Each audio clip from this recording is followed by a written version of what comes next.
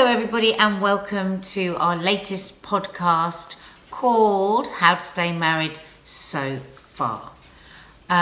If you are watching on YouTube rather than listening on the podcast, please hit the notification bell so you know when we are doing any one of our films. It could be a live, it could be a gardening film, it could be a movie trailer, and of course subscribe. And families, films and fun. Yeah. That's what we are. And if you're just listening on podcast and you're hear wondering what those sounds are because you can't those see them, it's our dogs. Yeah, it's not my toenails. It's not Nadia's toenails either. So shall I introduce the podcast or do you Yes, want to speak? absolutely. Go for it. Okay, so this week we thought, do you know what, let's put a call out on our social media platforms. So we put a little call out quite late at night actually on Instagram, asking what people might like us to discuss about marriage. And there were so many good ideas that we think we're going to do that quite regularly. Yeah, there were lots on there. But we thought we would go with Tracy. Yeah, loneliness, that was forgiveness. A close contender for this one, forgiveness.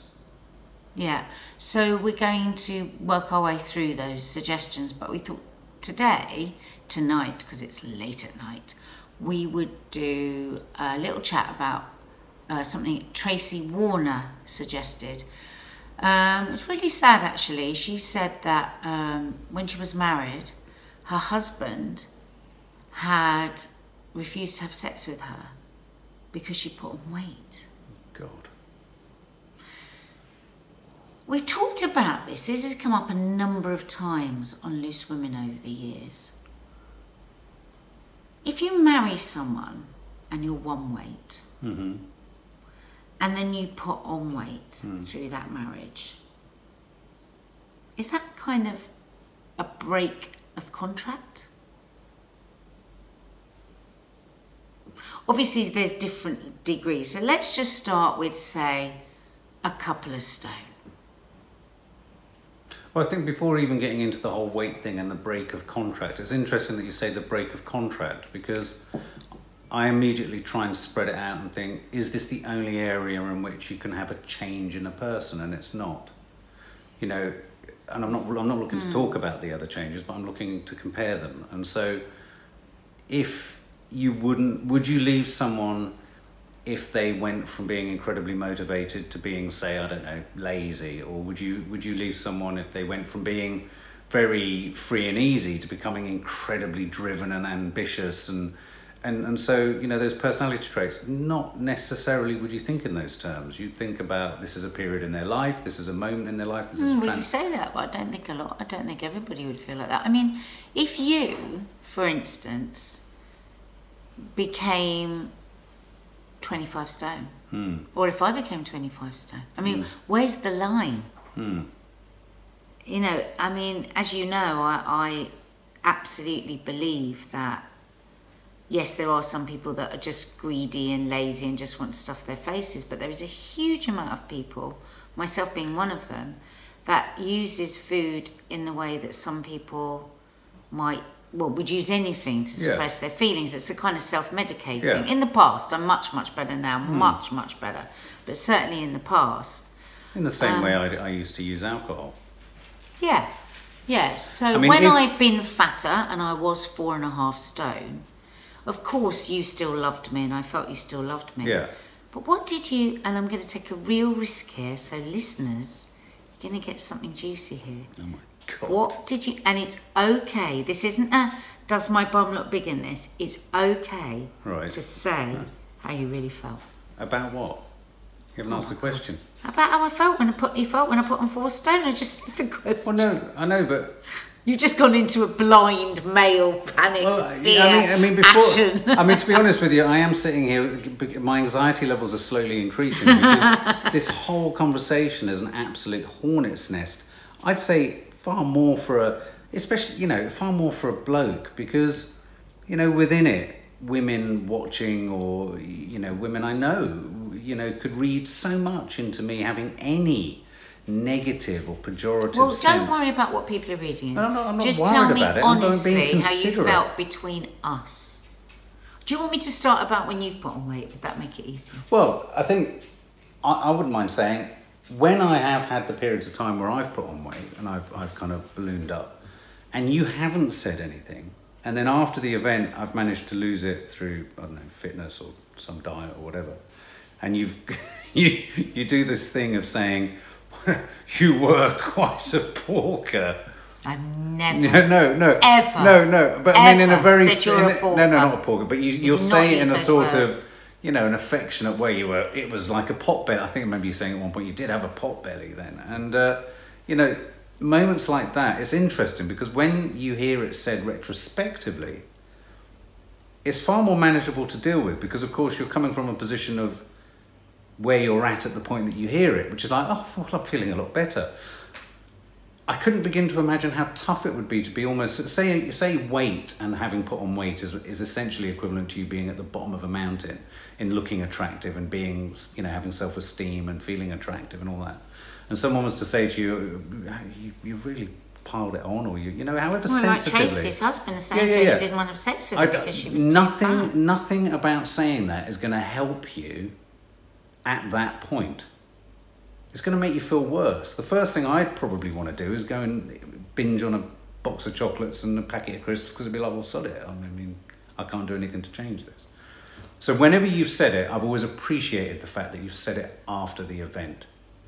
Well, that's because I know you very well and you would crash and burn. Some people, they respond well to somebody going, blimey, you've piled it on. And it always amazes me the way men will say that to each other.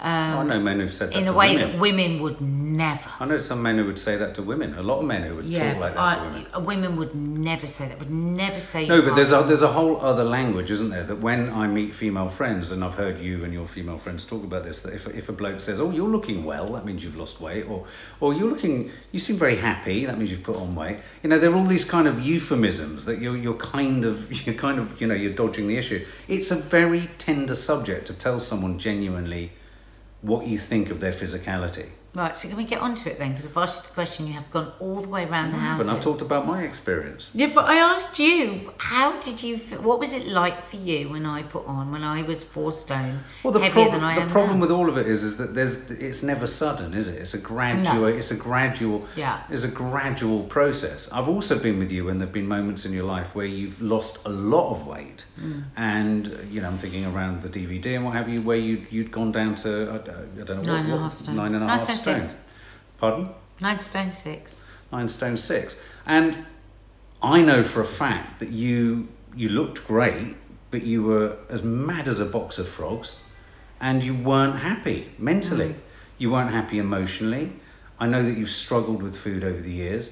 And so, you know, I know that if I was to simply have a reaction, whatever my reaction is to when you were overweight, it wouldn't have been a selfish kind of, whoa, I don't like this isn't nice for me, actually I don't find her very sexually attractive, oh god, actually, you know, I don't like looking. I've genuinely never felt like that, so I can't actually say that I have. If I see it negatively impacting on you, what happens is you begin to sort of close off, and you begin to, I remember around the time you were perhaps at your heaviest, you would any sort of advance from me, you would sort of repel and you would knock back and you would push away. And I wasn't necessarily seeing you as 4 stone overweight. I think that's the thing. I think I would say, for me, that's exactly the problem, because what is? Confidence is everything.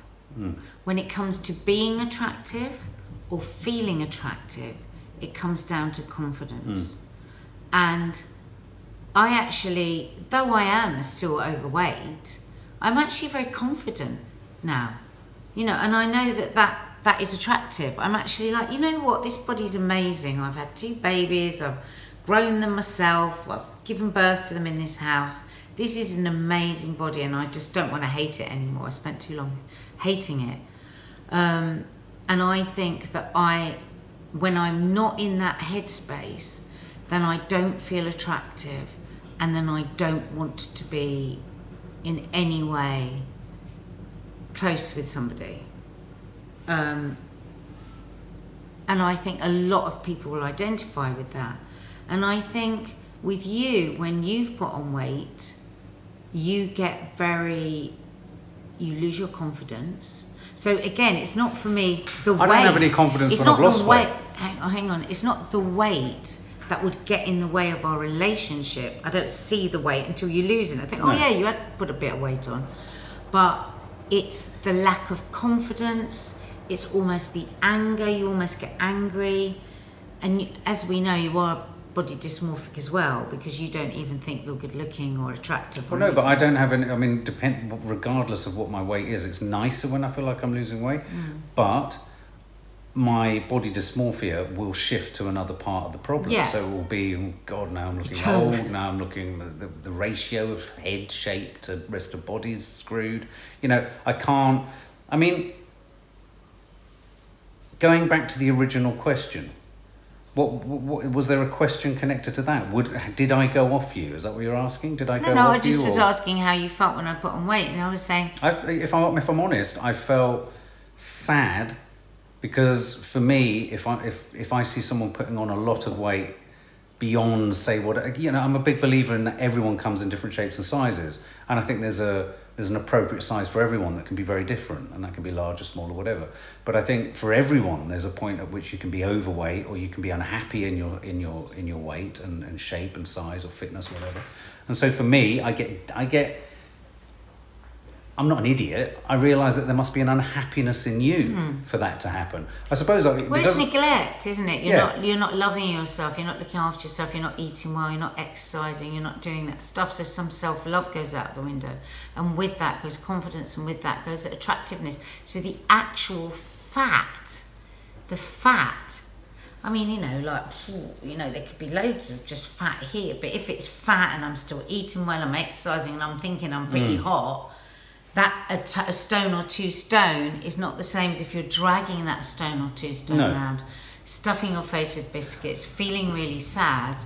That is off-putting. I think there's a confusion creeps in for men. So, for example, I'd say where I've been most confused, and say going back to Tracy's original sort of query or sharing of her experience, I've always got confused. I've always thought that if a man is slimmer and svelter and more finely tuned and finely muscled and he would become more sexually attractive and more desirable to the partner. Whereas I can think of many occasions where I've been much fitter and much slimmer, and it hasn't necessarily worked that way because my psychologicals haven't been in a good place. Yeah, I mean, so, for me and with you, all your attractiveness is when you're feeling, the more confident you're feeling and the happier you're feeling. You know, like, it's got nothing to do with the way you look, because I always think you look lovely. Like, I'm sure you. Yeah, but I always think you look lovely. Yeah. So there's never been a period of time. I mean, without getting into any of the details, I've never gone off SEX at all. You know, I know we mustn't say it. You know, but no. God, I can't believe. No, but I've never gone. You know, that thing's never happened. But that's not because I'm just in a constant state of readiness, though I am. Oh, Mark, I can't believe you've said that. No, but what I'm saying is that I've always found you desirable, and there have been times when you may have been a little bit overweight. There might be times when you were... It's 4.5 stone. But 4.5 stone, but isn't it funny? It's a lot. It's a lot. But the thing with that is it's Kiki's probably only 5 stone. It's like carrying Kiki on my body. You put it like that, that sounds dramatic, yeah. Yeah, well, it is dramatic. Well, it is dramatic, but it doesn't land in one go, does it? It doesn't it doesn't appear overnight. Okay, so what if I got to 25 stone or 30 stone? Well, that was going to be my point. Going back to your contract, we have discussed this in the past, and I do think there's something to be said for that. I do think there is an element of...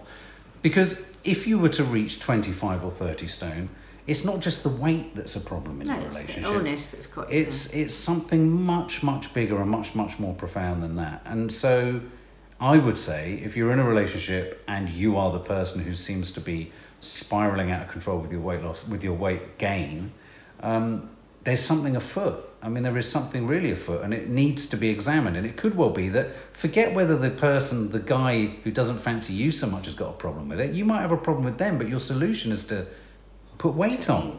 You know, so I think it's a two-way street. Say if I got to 25 stone, would you do an intervention? I'd do a runner. If you got to 25 stone, I'd do a runner. Of course I wouldn't do a runner, but I would... If you got to 25 stone, I would be looking for all sorts of help in the way that you looked for help for me as an alcoholic. I don't think it would be that different. No. It would be an intervention. But I wouldn't dump you. I wouldn't leave you. I wouldn't just go, you know, no thanks. I wouldn't... But over time you might. Like over time, if you continued to drink, I would have left you. Yeah, but over time... And if you continued to self-harm with that and continued to cause unhappiness within our home, I don't see that it's that different.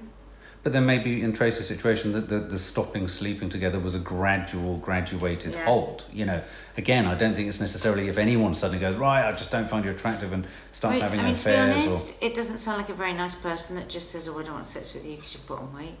So, you know, no. Maybe you were overeating, maybe she was overeating because of that. But anyway, we don't know the details of that story.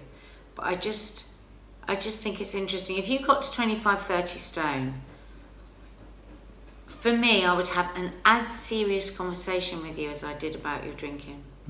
But would you get to the point where you'd want to chuck me out?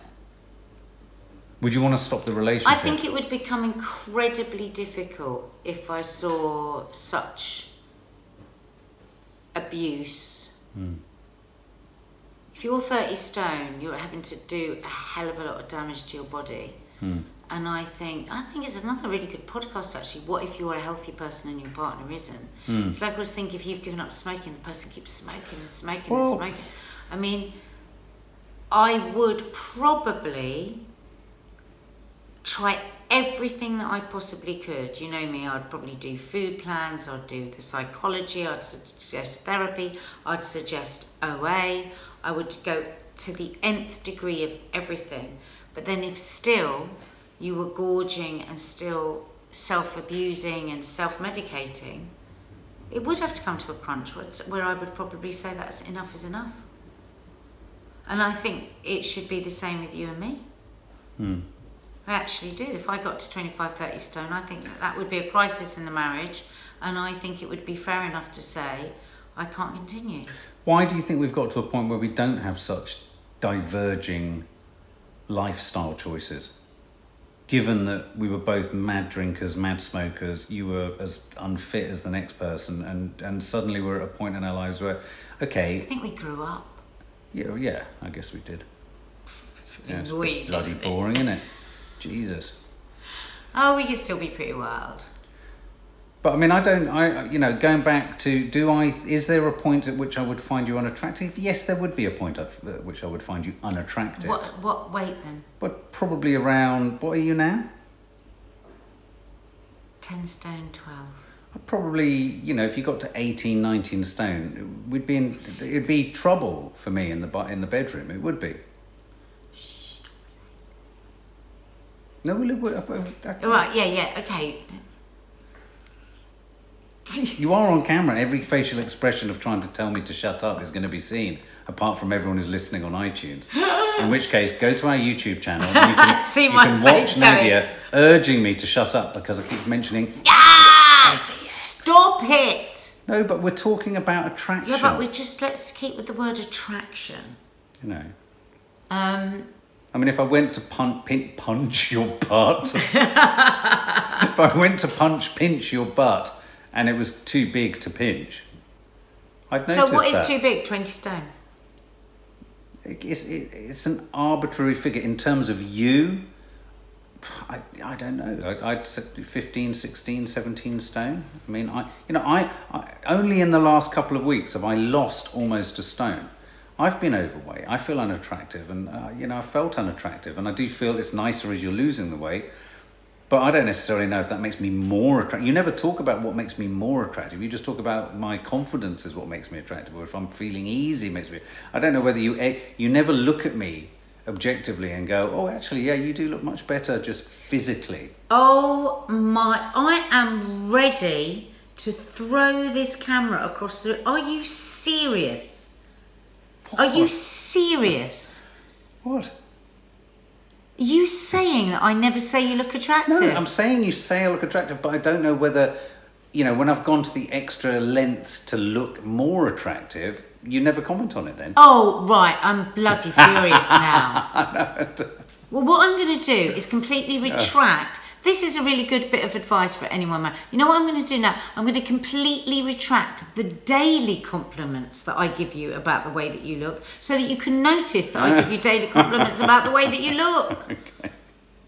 Fair enough. Well, you take you it don't back. even want me. Take you it don't back. even want me to compliment Mark. you. You don't even want me to Mark, compliment you. you are changing the subject. No, I'm not. I'm paralleling what I've just said with you. Paralleling. Yeah. Oh, God, you see what it's doing? Take us back and admit that I tell you every day. That's not why. That's not what I said. You said tell no, me. because you basically said I go to all this effort and No. then you don't What make I'm any talking comment. about is at the point that one has gone through a sort of long routine or regime or whatever, and one's got to this point where I almost had abs. You weren't And I interested. never said anything. No, you weren't interested. And I never in said the anything. abs. And I never cooked you every single macronutrient down Yeah, to the and last you're doing weight it now. of everything. I'm more loads than of times. appreciative. I'm more than appreciative. Bloody cheek. It's not bloody cheap. We're talking Mark. honestly, God. Yeah. And if you don't like what you hear, you just get Honestly. cross. Honestly, and you just spoke dishonestly That's not because you said dishonestly, I that's not don't what I'm saying. notice and I don't comment No, on you do. it. I'm not saying you comment on. You do comment on it, but it doesn't change. I don't know. It doesn't sort of change something. I don't know what.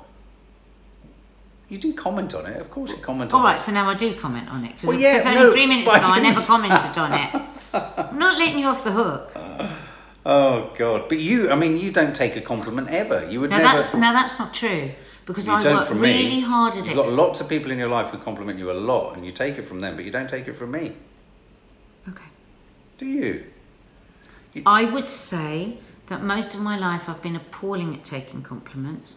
I would say sometimes I don't take your compliments, but a lot of the time I do. I can say I do proper affirmations where I say to myself, you look good, you look great, you're this, you're that. I do that all the time. I do that on a daily basis because your body dysmorphia literally petrifies me and I don't want to be like that. Yeah, but you just said a minute ago you are inherently quite confident about yourself regardless of what shape or size you are.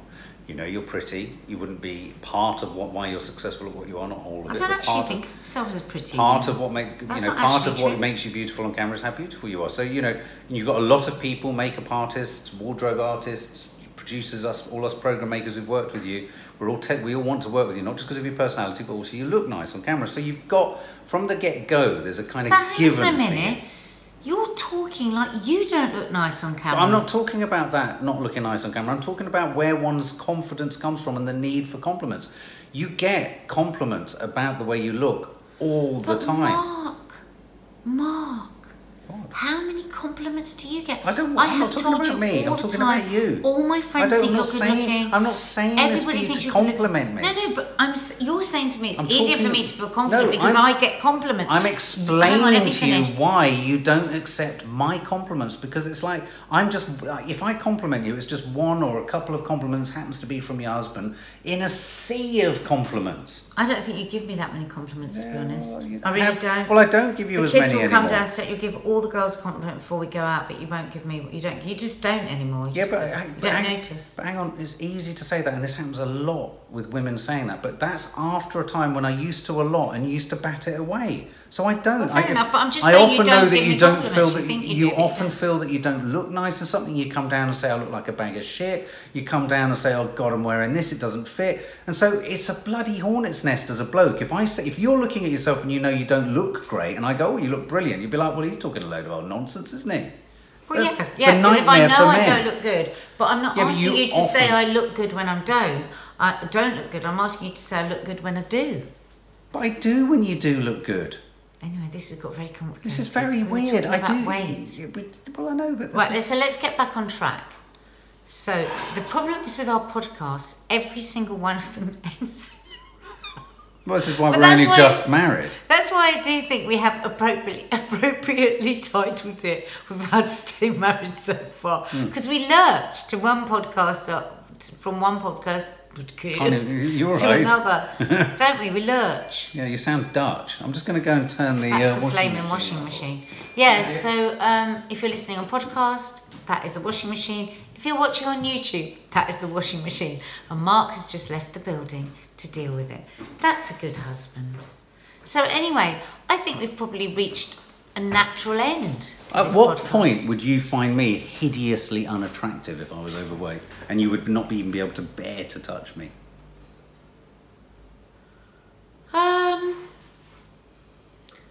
I think if you got, again, it's difficult. I think if you became very, very obese, I would find that difficult. Right. Okay. But I'm pleased, because if I look at my BMI, But I'm in the over. But again, you know, what is the reason for that? And it's not just the fat. It's what's happening to the soul. Yeah. It means that you wouldn't be going out. It means you wouldn't be, you know, it just means that you wouldn't be the same person. You wouldn't be living the life in the way that I see you and think of you living your life. So that is what the problem would be, not just the physical fat. It's where you have to get emotionally to be that big, I suppose. And I will make a vow on camera now that I will pay you more compliments when I think you look pretty, because I probably do assume that you've got enough people in your life telling you that. Why you always assume people tell me I'm pretty? Nobody tells me I'm pretty. Right, okay. Ever. So I mean, like, ever. Okay. People just don't. You imagine that because I'm a TV No, I presenter, don't. I go to work No, and everyone tells me we I'm have pretty all shared day. social media and I see it being said most of the time and it's lovely.